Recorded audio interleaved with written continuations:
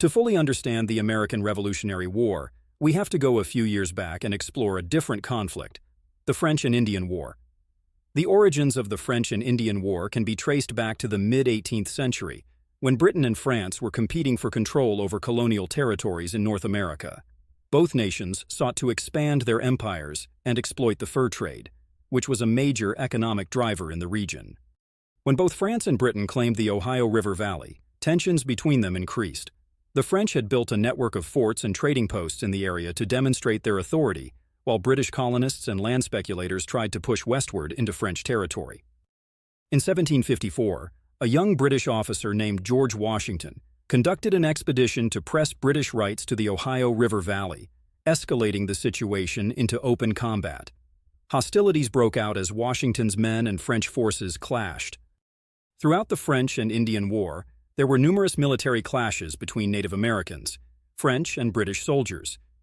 During the war, both sides worked together with various Native American tribes, who played important roles in the conflict as allies and combatants. The tribes frequently aligned themselves with one European power or another, based on their own interests.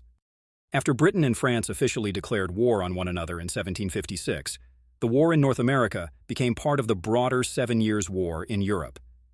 This lasted until 1763, when the Treaty of Paris was signed, putting an end to the war. As per the provisions of the treaty, France gave up most of its holdings in mainland North America to Great Britain. Spain, which had allied with France during the war, handed over Florida to Great Britain in exchange for control of Louisiana. This treaty changed the colonial map of North America, establishing Britain as the continent's main colonial power. But even though the British success increased their territory in North America, it also left Britain heavily indebted to the war. To help pay off its war debt and fund the costs of keeping British troops in the American colonies, the British Parliament issued a series of taxing legislation. This included the Sugar Act in 1764, Stamp Act in 1765, and Townshend Acts in 1767. These acts imposed taxes on different items and activities within the colonies, causing a lot of dissatisfaction among colonists. They believed that being taxed without being represented in Parliament was unfair.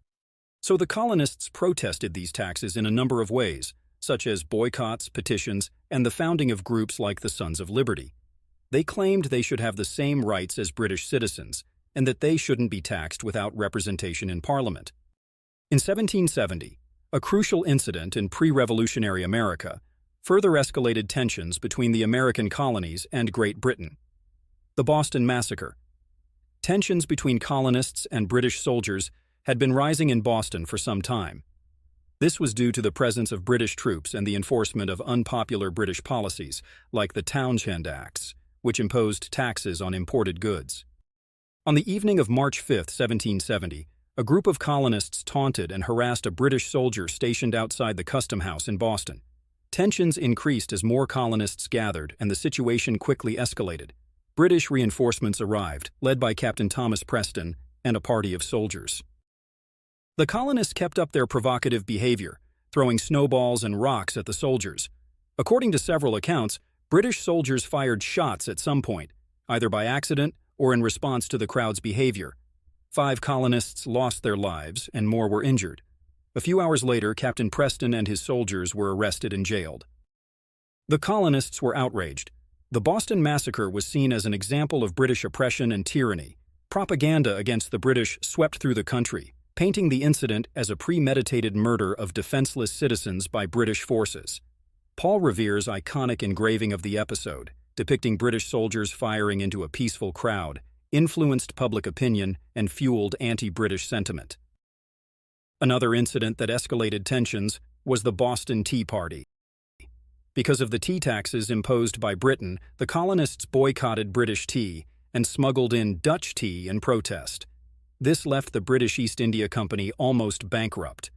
The Tea Act, which was approved by the British Parliament in May 1773, gave the British East India Company a monopoly on tea sales in the American colonies.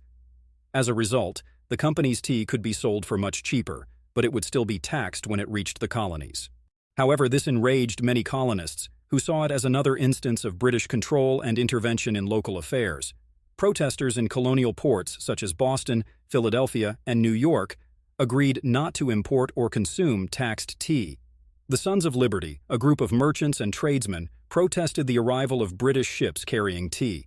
But in Boston, Governor Thomas Hutchinson insisted that the tea ships be permitted to unload their cargo, sparking a dispute between colonial protesters and British authorities. On the night of December 16, 1773, a group of colonists disguised as Native Americans boarded 3 British ships stationed at Griffin's Wharf in Boston Harbor: the Dartmouth, Eleanor, and the Beaver. They destroyed the British East India Company tea and seriously damaged the company's finances when they emptied 342 chests of tea into the harbor. Outraged by the Boston Tea Party, King George III and the British government swore to punish those responsible. The Intolerable Acts, passed by Parliament in 1774, were a set of punishing regulations that included martial law, the closure of Boston Harbor, and the suspension of Massachusetts' colonial charter. These harsh regulations fueled anti-British sentiment in all colonies, eventually leading to the formation of the First Continental Congress, a historic gathering of delegates from the 13 American colonies.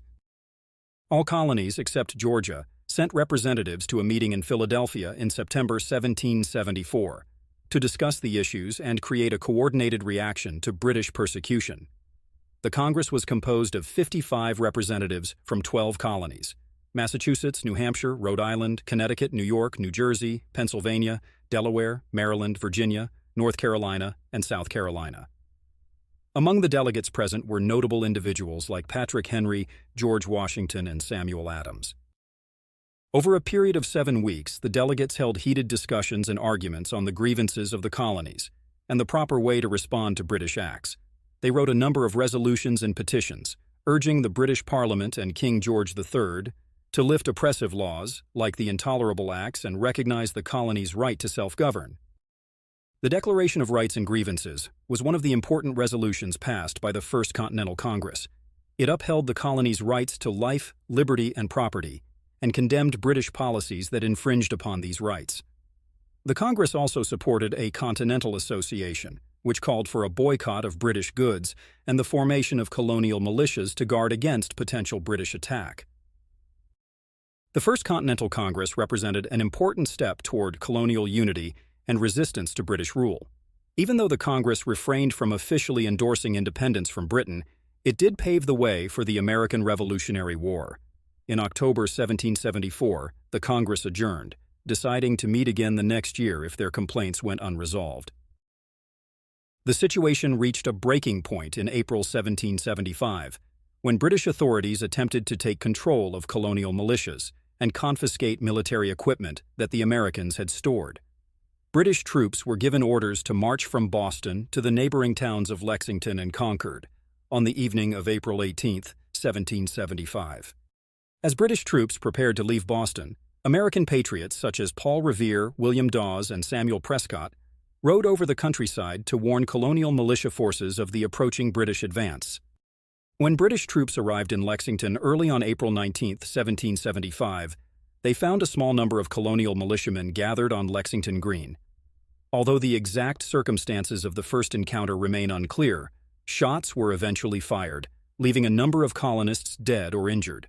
This brief encounter became known as the Battle of Lexington, and it marked the start of open warfare between the colonies and Great Britain. Following their encounter in Lexington, British forces marched on to Concord, where they conducted a search for arms. However, colonial militiamen had been notified and had already begun to move or hide the supplies. The British troops engaged colonial militia forces at the North Bridge in the brief but crucial Battle of Concord.